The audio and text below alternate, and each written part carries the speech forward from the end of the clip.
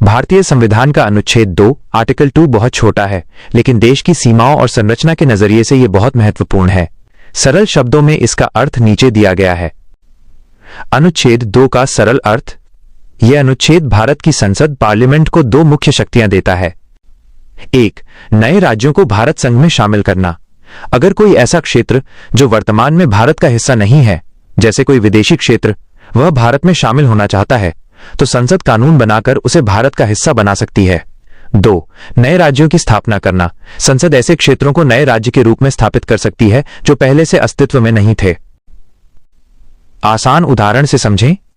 मान लीजिए भारत किसी समझौते या संधि के जरिए किसी नए भूभाग टेरिटरी को अपने अंदर मिलाता है।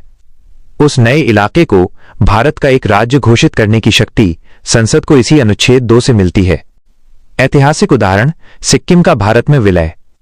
सिक्किम पहले भारत का हिस्सा नहीं था, लेकिन 1975 में अनुच्छेद 2 के तहत मिली शक्तियों का उपयोग करके इसे भारतीय संघ का पूर्ण राज्य बनाया गया।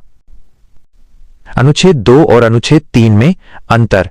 अक्सर लोग इन दोनों में भ्रमित हो जाते हैं, इसलिए यह अंतर समझना जरूरी है। विशेषता। अनुच्छेद 2। अनुच्छेद 3 क्षेत्र।